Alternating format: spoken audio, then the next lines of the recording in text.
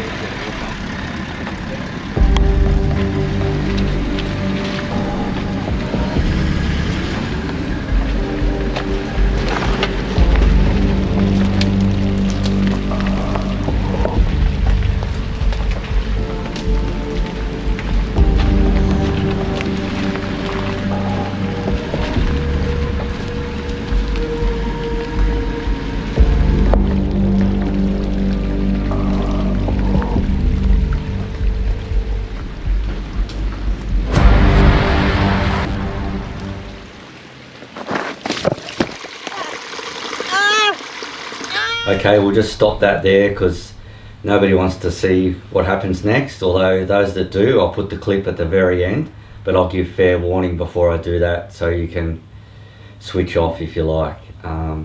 So we're out, as you've seen already, headed out on this nice camping weekend, and things didn't go to plan. We were travelling down this hill. There was going to be a little campsite just at the end. We were nearly there, and Tash was just out of the car doing some filming with the GoPro. She'd actually stopped filming the car but was walking down back to the car. And what happened, Tash? Yeah, it was drizzling a little bit, but nothing, nothing bad. Was a steep terrain, and then my left foot just fell into a washout. Is that what it's called? Yeah. And my right foot stayed up higher, and I just fell straight onto my right ankle and broke it. Yeah. And you knew pretty much straight away. Yeah, knew pretty much straight away. I did try to wait there, but as soon as my right foot touched the ground, there was a lot of pain, and I just knew that it was no good, and we were in a bit of trouble. So in the meantime, I was continuing driving down, wasn't I? And I'd driven to the next water bar where I'd stopped the car, and then once I turned the engine off, that's when I heard you screaming out to me. Yeah. Yeah. So I knew something was wrong straight away. I actually was worried it was going to be your back, but yeah. So I stopped the car there. Literally, the campsite was the next 150 meters down the next water bar. We were nearly there. But we didn't know that at the time. Ran up to Natasha. She's screaming in agony, and that's when, we knew something was wrong. And just to set the scene, we had no phone service. The car and the camper's facing the wrong way down the hill. Yep, I'm stuck in a washout, and it's just the two of us. Yeah, no one else around. And wondering how we're going to get out of here. Yeah, so once I calmed you down a bit, and we just went through the scenario of what we're going to do. Now, I'm not saying this is what we did was right, but this is just what we did, and any input is valued in the comments below. So we just want people to be aware of what can go wrong when you're out in situations like we are. Plenty of times, last year, we'll off grid all the time. This could happen to anyone, anytime. We're not after sympathy. We just want people to think about, your measures you're going to take when something like this does happen, because we're out in the bush a lot, and it's inevitable one day something might go wrong, and this happened to be our day. So once I calmed Natasha down a bit, we decided I'd take the car and the camper the rest of the way down the hill, turn around and come and park as close as I could to her. And that's what I did. So I drove the rest of the way down the hill, come back up. We decided at this stage to leave the camper trailer on. Could have just left it at the bottom if I wanted to. I decided that try and get everything out at once. And we also have a PLB. We had no phone service, but we could have hit our emergency beacon, the PLB, which is this little guy in here. We always carry this in the car. So we could have hit that, we could have used that, but we decided it would be better if we got you in the car and got underway. Yeah, and that's really what I wanted as well. Yeah. I think I just wanted to get out of there. Well, we couldn't stay there, not in the condition I was in. And my way of thinking was, let's just get out of here. Yeah. Same with me. I just thought it would be quicker if I could get her in the car. We knew we had service about 20-30 minutes up the track, and we decided we'd ring 000 then and organise for an ambulance to meet us back out on a sealed road. So I've turned the car around, come up beside Tash. We've got her up onto one leg. Now the next thing is to get her in the Land Cruiser. That was a bit of a mission, wasn't it? Yeah. Because you don't realise in disabling one limb, especially a leg, how hard it is to get into that car. Yeah, and it's not an easy car to get in and out of, is it? And it wasn't flat ground. It was parked awkward. So I chocked all the wheels, because at this stage we didn't want any other little tiny thing going wrong. It was going to be catastrophic. So I chocked every wheel on the car and camper. I just didn't want it to move. It was in gear, handbrake was on, and then Tash came up with the idea to use the little step that we use around camp. So here it is here. This still got mud on it. So we got that out next to the car, and we were able to get her to hop over a bit closer to the car. She could grab the door, grab the handle, and then one little step at a time, we got her to hop onto that step, didn't you? You hopped onto there, Yeah. and then somehow we got you in the car. It was very awkward and painful, wasn't it? Yeah. I'm pretty sure you never want to have that pain again. No. Yeah. But at this stage too, I still had my shoe on. Like, I didn't take anything, like my shoe off or have a look as such. I was in too much pain and I really just wanted to get out. But I could wriggle my toes. So I knew that everything was still okay there. Yeah. And there was no blood. No blood or bone sticking out or anything like that. So we got you in the car. So we couldn't use the back seat. Like, I couldn't get her in the back seat because I don't have a back seat anymore. So that option was out. So we got her in the front, which is not a good scenario because you really need that foot elevated, which it wasn't. So next thing was to get up and out of the forest there. So the track didn't look that bad coming down, but like Tash said, it had been raining. So then the next bit, we had a lot of trouble getting up, didn't we? Yeah. I think I took about 5 or 6 goes to get up one step. Instead of being a double whammy where both the tyres of the car are trying to get out of a hole, the trailer was in a hole too. So it was like three sets of wheels trying to get up this one bit at the same time, and I had both lockers on. Oh, we were trying everything, and then Tash was like, just winch, and I'm like, all right, I'm just gonna back all the way back first and give it another go. So I backed back a fair way, took a slightly different line. It was hard to take different lines because we just kept sliding, slipping back into the ruts, but we got around that bit and then we're on our way. So we got up and out of that track. What do you think, about 20 minutes, half an hour later we got phone service? Yes, 20 minutes, half an hour. We got phone service. We just stopped, rang 000. They could locate us straight away. Shad explained where we were and that it was easier for us to keep going, and they meet us at on the highway. I didn't want the ambulance coming. Well, the ambulance. Even though we were on a good forest road by then, it was very slippery, and there was still a creek crossing we had to get through. Which we didn't think the ambulance could do. So they were getting everything organised on their end, and they just told us to keep travelling, and they will keep trying to ring us till they can get in contact with us again.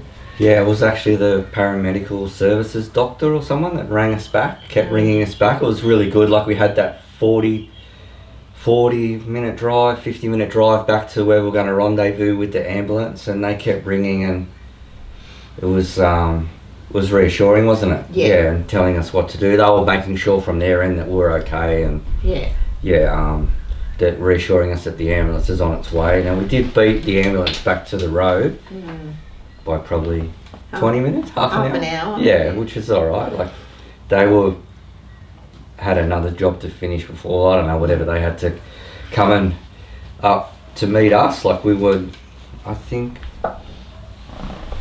25 k's, maybe more, out of Bateman's Bay. Yeah, we're a fair way out of Bateman's Bay, maybe half-hour drive on the road. So they had quite a way to come, but once they come, Tash got the green whistle. Very good. Very painful getting out of the car again, of course, but the crew were fantastic. We had to use the step again to get me out because Shad's car's too high, of course. And from that, and then onto the stretcher. And once I was in the back of the ambulance, then they took my shoe off and my sock off to see how things were. Like I said, there was no bones protruding, there was no bleeding. Of course, it was quite swollen and awkwardly positioned, but not too bad. And they splintered my foot and leg, and then we made our way to Bateman's Bay. Yeah, I followed the ambulance down, and they took Tash straight into emergency. And from there they took x-rays, could see how out of a line.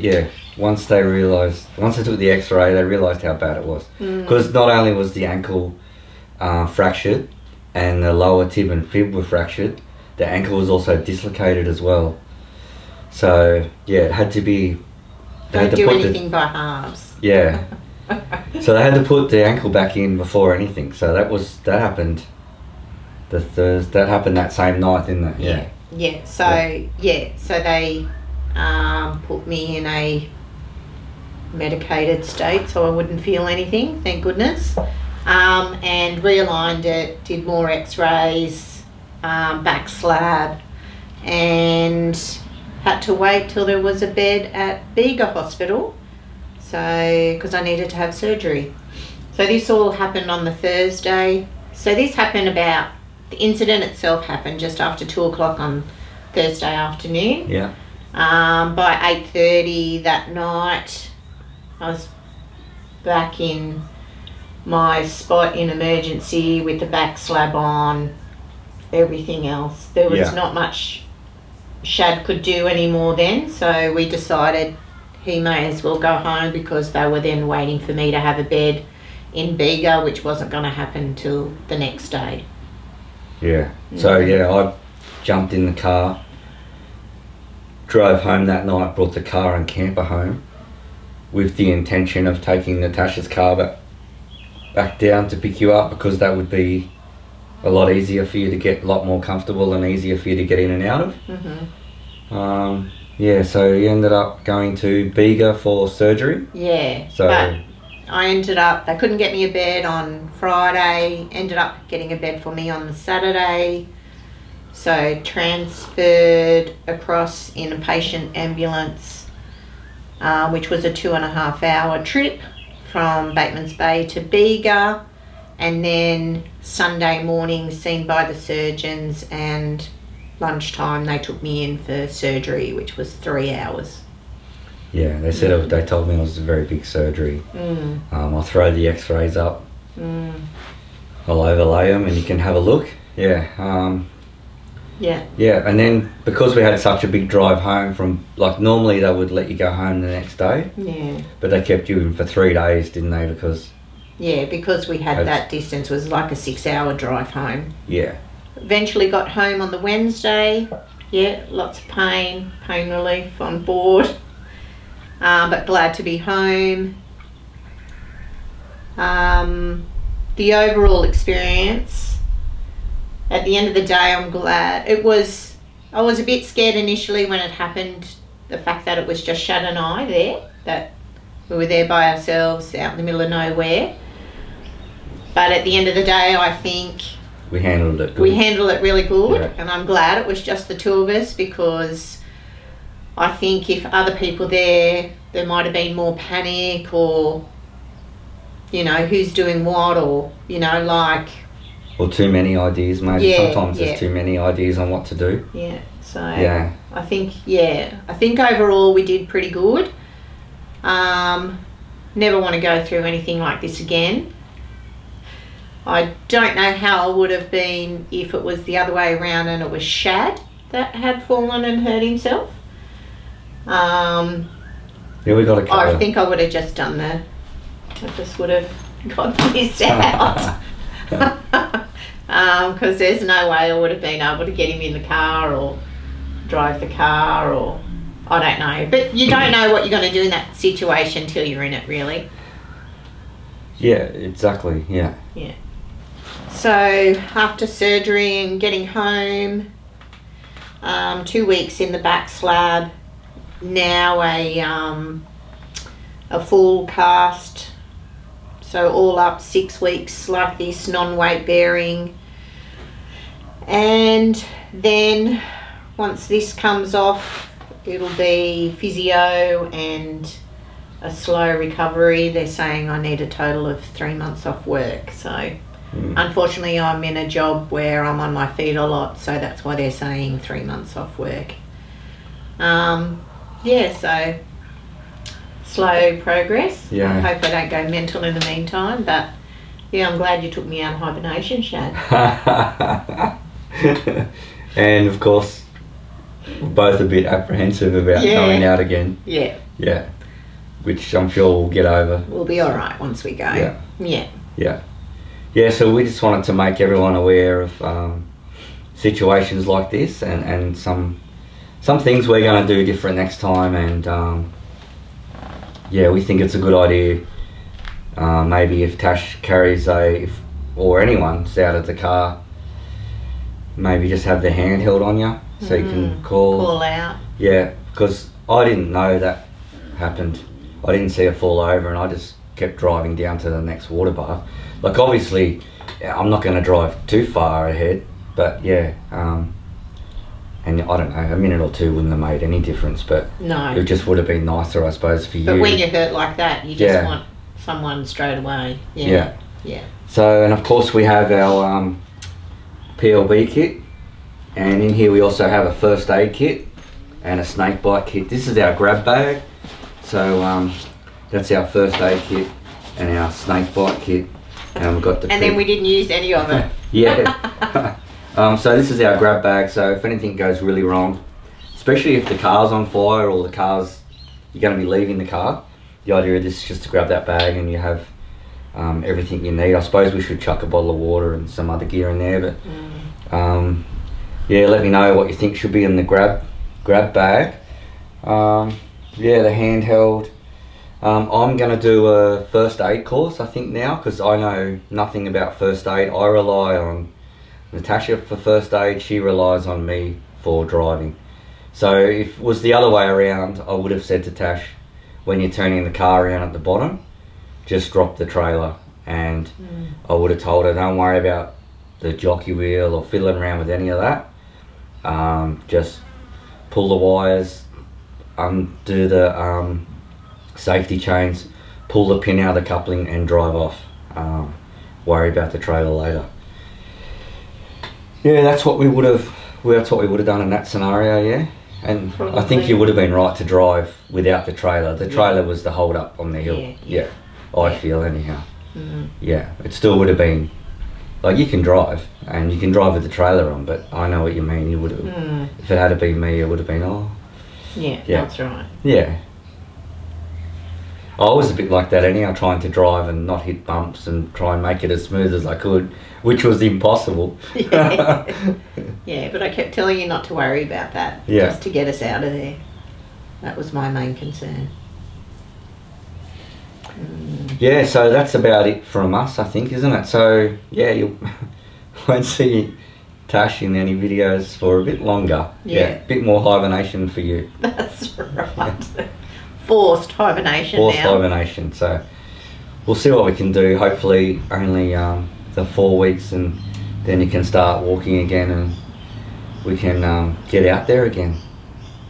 So On level terrain. level, I've got strict instructions. Level campsites, easy to get to. Yeah, You so might have to find a new video person. new camera person? Yeah. Yeah, okay. Yeah. Yeah, so, and on another note too, we've got some merch available now. T-shirts, so caved in on making t-shirts now.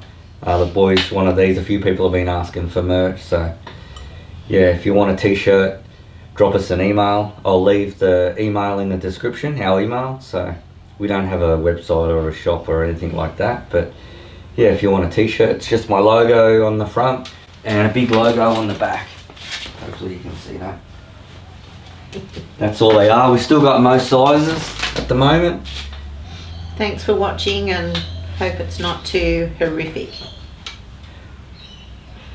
Yeah, and like I said, we don't want sympathy. We just want everyone to think about what happens when, if to you, like how are you going to be prepared for when if something happens to you out in the bush, and I'm hoping that it doesn't happen to anyone. That's right. Yeah, really, that'd be awesome. But sometimes shit happens. Yeah, exactly. Yeah. Yeah.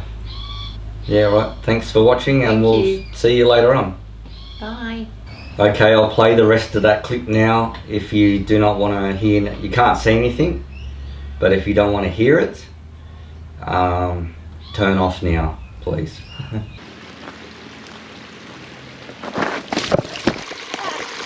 Ah!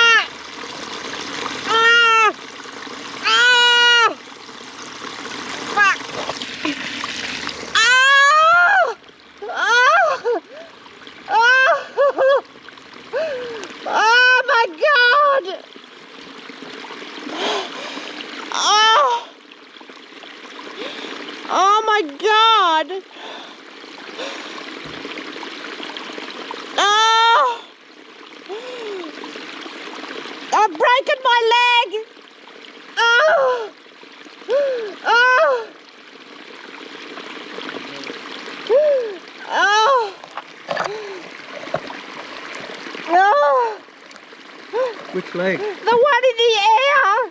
Are you able to sit down? Oh, How do you know? Where's it broken? I just know it's broken, Shad. Here or lower? Lower. I just know I've broken both bones. Here's your camera. I haven't turned it off or anything. Oh my god.